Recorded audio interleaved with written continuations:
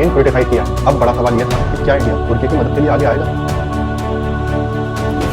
India group has just arrived and helped us really much. God bless you, India. Thank you very much. तिरंगा लेकर India के फौजें जहाँ भी पहुँच जाती हैं वहाँ के लोगों में एक विश्वास सा आ जाता है। हेलो, नमस्कार।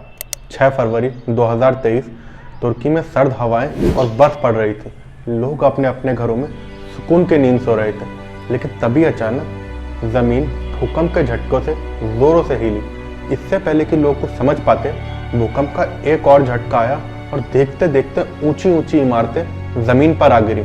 चारों तरफ अफरा तफरी का माहौल था। सब लोग मलबे के नीचे दबे अपनों की तलाश में लगे थे। किसी की मां नहीं मिल रही थी तो किसी के बच्चे। तुर्की की आर्मी और लोकल पुलिस रेस्क्यू ऑपरेशंस में लग गई। हजारों लोग मलबे के नीचे दबे हुए थे। पिछले लगभग 100 सालों में तुर्की ने इतना भयानक अर्थक्वेक कभी नहीं देखा।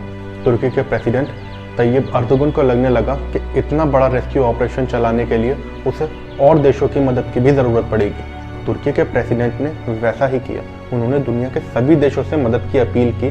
साथ ही तुर्की से इंडियन गवर्नमेंट को भी मदद के लिए मेल आया। यूनाइटेड स्टेट्स और पाकिस्तान से तुर्की के बहुत अच्छे रिलेशंस हैं, लेकिन तुर्की के प्रेसिडेंट ने इंडिया को कश्मीर इशू पर टाइम एंड अगेन क्रिटिसाइज किया है। अब बड़ा सवाल यह था कि क्या इंडिया तुर्की की मदद के लिए आगे आएगा?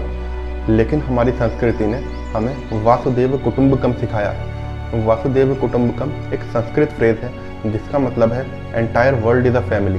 पूरी दुनिया एक परिवार है। प्रधानमंत्री मोदी ने इस मुश्किल घड़ी में तुर्की में आई इस आपदा के लिए शोक जताया और तुर्की को जल्द से जल्द हर मुमकिन मदद देने के फौरन ऑर्डर्स दिए। तुर्की से मदद की खबर आने के 12 घंटे के अंदर ही इंडिया की पहली 50 लोगों की नेशनल डिजास्टर रिस्पांस फोर्स तुर्की पहुंच चुकी थी। लेकिन इतनी जल्दी ये सब करना आसान नहीं था। इसमें कई चैलेंजेस थे। इसके लिए कई मिनिस्ट्रीज और उनके ऑफिशियल्स को एक साथ आना। सबसे पहला चैलेंज ये था कि आर्मी के जिन लोगों को तुर्की में इस रेस्क्यू ऑपरेशन के लिए जाना था उनके पास पासपोर्ट नहीं थे। Ministry of external affairs office में देर रात तक सभी के पासपोर्ट प्रिंट किए गए और तुर्की एम्बेसी ने इमीडिएटली सभी को तुर्की का वीज़ा इशू किया और इस ऑपरेशन को नाम दिया गया ऑपरेशन दोस्त। दोस्त इंडिया और तुर्की में एक कॉमन वर्ड है। तुर्की में एक कहावत है, दोस्त करा गुंदे बेली उलूर, जिसका मतलब है when a friend in need the friend in need. इस मुश्किल घड़ी में भारत तुर्की का सच्चा दोस्त बनकर ही सामने आया था। इंडियन आर्मी की कोशिश थी कि वे तुर्की पहुंचते ही immediately rescue operation golden hours के अंदर अंदर शुरू कर पाए। गोल्डन आवर्स कहते हैं जब भी कहीं कोई प्राकृतिक आपदा आती है तो शुरुआती कुछ घंटों में जिसमें इफेक्टेड लोगों की जान बचाई जा सकती है, उन शुरुआती कुछ घंटों को गोल्डन आवर्स कहते हैं। इमीडिएटली जाते ही रेस्क्यू ऑपरेशन शुरू करने के लिए जिन जिन सामान की ज़रूरत थी, जैसे ड्रिलिंग मशीन, गाड़ियाँ, इस सभी साजो सामान को एक बड़े एयरक्राफ्ट बोइंग C-17 में रखकर रात के 3 बजे इंडियन आर्मी तुर्की के लिए रवाना हुई। इंडियन आर्मी दुनिया की पहली आर्मी थी जो सबसे पहले तुर्की पहुंची और इमीडिएटली उसने रेस्क्यू ऑपरेशन शुरू किए। 50 लोगों की NDRF टीम के तुर्की पहुंचने के फौरन बाद अगले एयरक्राफ्ट से 99 आर्मी डॉक्टर्स की टीम तुर्की पहुंची। तुर्की पहुंचते ही उन्होंने 30 बेड वाला फील्ड हॉस्पिटल तुर्की में सेटअप किया और तुर्की पहुंचने के महज 6 घंटे में ही वह लोगों का ट्रीटमेंट वहां करने लगे। टोटल 99 लोगों के आर्मी और NDRF टीम की स्क्वाड ने इस रेस्क्यू ऑपरेशन में टोटल 78 लोगों की बॉडीज रिकवर की और 2 बच्चियों को मलबे से जिंदा बाहर निकाला।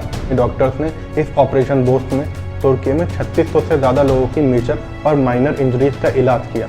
10 दिन लंबे चले इस ऑपरेशन दोस्त में इंडियन आर्मी और तुर्की के लोगों का एक ऐसा इमोशनल बॉन्ड बना जिसे न शायद इंडिया के लोग कभी भूल पाएंगे न तुर्की के। तुर्की से आ रही एक एक इमोशनल कर देने वाली तस्वीर और वीडियो के साथ हर हिंदुस्तानी को अपनी फौजों पर बहुत गर्व हो रहा था। C-17 किसी दूसरे देश में उतरता है, लोगों के अंदर एक उत्साह होता है कि भारत आ गया है, भारत की फौजें आ गई हैं, अब मदद ज़रूर मिलेगी। तिरंगा लेकर इंडिया के फौजें जहाँ भी पहुँच जाती हैं वहाँ के लोगों में एक विश्वास सा आ जाता है कि अब इंडिया उनके मदद के लिए आ चुका है। दोस्तों, बात केवल तुर्की की नहीं है, बात चाहे यूनाइटेड स्टेट्स की हो, जहां 2005 में आए हरिकेन से इफेक्टेड लोगों की मदद के लिए इंडिया ने 25 टन रिलीफ मटेरियल भेजा था, या 2008 में म्यांमार में आए साइक्लोन नरगिस की हो, जिसमें 2000 से ज़्यादा लोगों की जानें चली गई। इंडिया तब भी पहला देश था जो मदद के लिए सबसे पहले आगे आया था। दोस्तों, देश कोई भी हो, उसके साथ हमारे रिश्ते कैसे भी रहे हों, लेकिन बात जब मानवता की आती है तो भारत मानव हित को ही सर्वोपरि रखता है। आपको हमारे इस वीडियो में कुछ भी अच्छा लगा हो तो इसे अपने दोस्तों के साथ शेयर ज़रूर कीजिए और हमारे चैनल को सब्सक्राइब कीजिए। यही हमारा मोटिवेशन है जिससे हम आगे और ऐसे वीडियोस बना पाएँ। और दिन मिलते हैं आपसे किसी और टॉपिक के साथ किसी और वीडियो में। तब तक के लिए अपने भाई मोनिस को दीजिए इजाज़त। अपना बहुत सारा ख्याल रखें, अपने पेरेंट्स का बहुत सारा ख्याल रखें।